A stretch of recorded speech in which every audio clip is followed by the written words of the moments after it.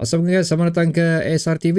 So, ini adalah video head to head untuk perlawanan akan datang di mana Sabah sekali lagi akan memulakan perlawanan ke-19 mereka untuk menentang Penang di Stadium Penang. So, ini adalah perlawanan away buat kedua kalinya untuk Sabah FC, dan sekali lagi ini adalah video head to head untuk perlawanan tersebut di mana aku berkongsikan dengan kamu mengenai data sejarah di antara kedua pasukan ni dan juga match yang telah mereka lalui. Lepas tu aku akan buat di penghujung video ni, aku akan membuat prediction untuk persentage pasukan mana yang bakal memiliki persentage kemenangan yang terbaik dan seterusnya jumlah gol yang bakal dilakukan. So, sebelum kamu letakkan prediction kamu, sila dengar dululah perkongsian yang bakal aku berikan pada kamu ni, baru kita sama-sama membuat rumusan dan juga again prediction untuk perlawanan ni. So, jom kita mulakan. Jadi ini dia guys, perlawanan yang telah dilalui oleh kedua pasukan. Aku ambil daripada season lepas, tu tahun 2022. 3 perlawanan telah dilalui. 1 perlawanan pada pusingan pertama untuk saingan Liga Super tahun ni, di mana kesemua perlawanan tu telah dimenangi oleh Sabah FC dengan margin gol yang cukup tinggi sebenarnya. Kalau kita tengok di situ, 13 gol telah dilakukan Sabah FC. Walau macam mana pun, Penang tetap mampu untuk menjaringkan gol pada perlawanan tu. So, membuktikan di sini Penang ni kalau kita silap langkah saja kita boleh dihukum oleh mereka kerana jumlah gol yang mereka jaringkan pun agak konsisten juga, paling tinggi 2 gol.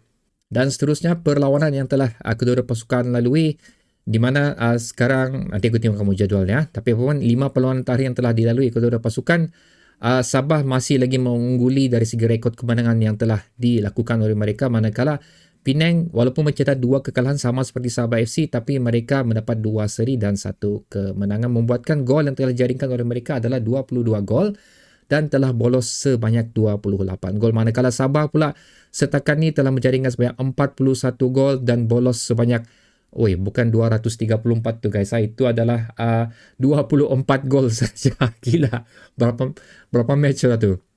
Sabah telah bolos sebanyak 24 gol, dan kalau kita tengok setakat ni 41 gol ni adalah gol yang tertinggi telah dilakukan oleh Sabah FC setakat 18 perlawanan yang telah mereka lalui jika kita bandingkan dengan season lepas. So, menunjukkan di sini again kita sudah mempunyai striker yang cukup bagus sekarang ni dengan kemampuan apa yang kita ada.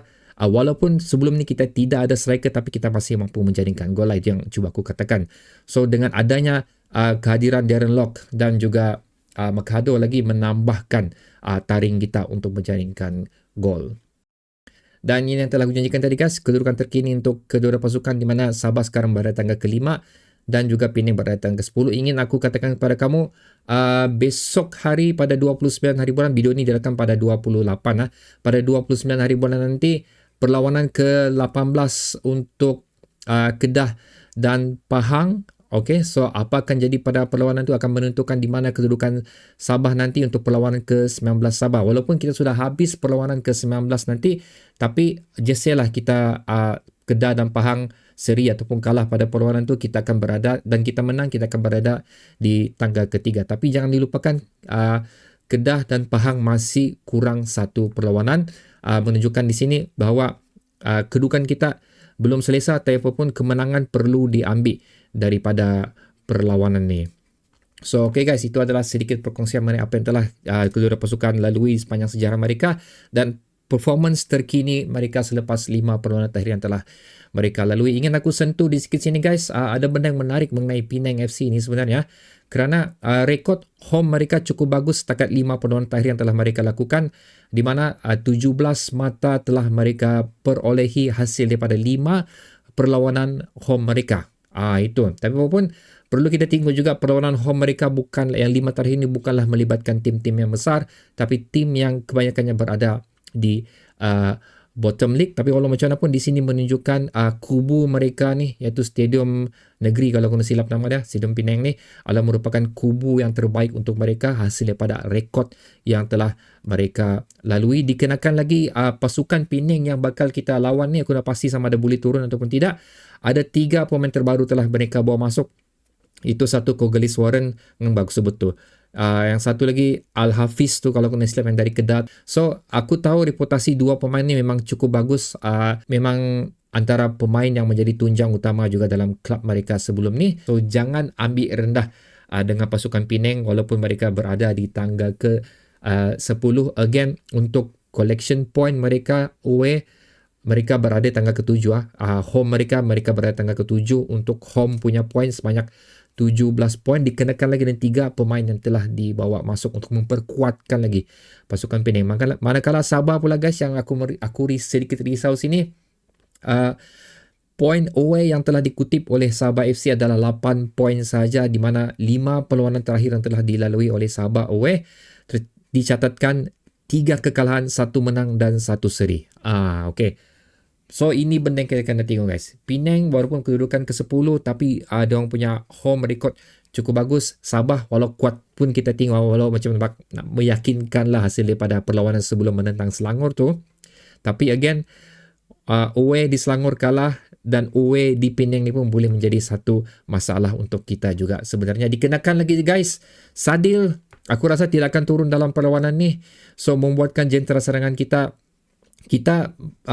mengharap Sadil untuk mengetuai selain daripada selain daripada penyerang 2 orang lagi itulah, kita mengharapkan Sadil juga untuk mengetuai serangan kita.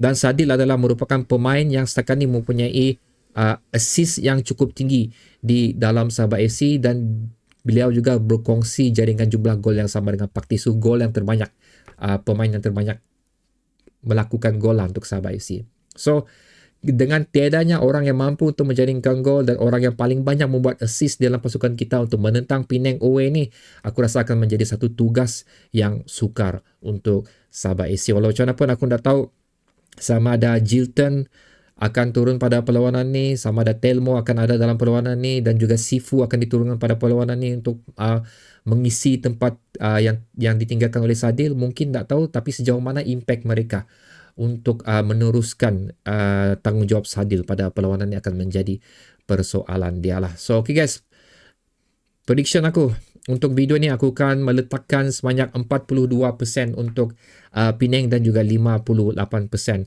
untuk Sabah FC. Atas apa yang aku kongsikan selama ni, aku lebih menengok sebenarnya rekod kita bersama Penang.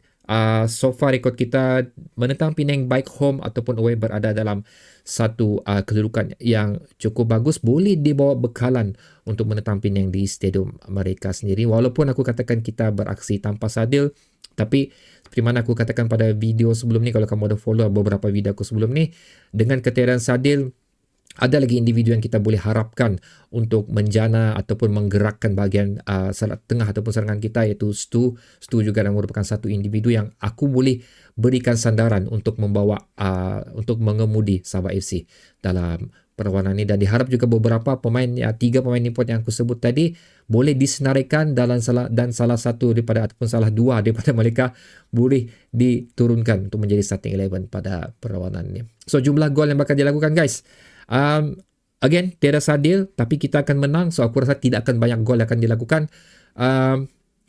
Aku akan letak 2-0 lah. Okay, 2 untuk Sabah dan 0 untuk Penang pada perlawanan ni. So okay guys, itulah dia perkongsian aku. Sekarang giliran kamu pula untuk meletakkan prediction dan juga andaian gol yang bakal dilakukan dalam perlawanan ni di ruang komentar di bawah. So kita berjumpa lagi di video yang akan datang guys. Assalamualaikum.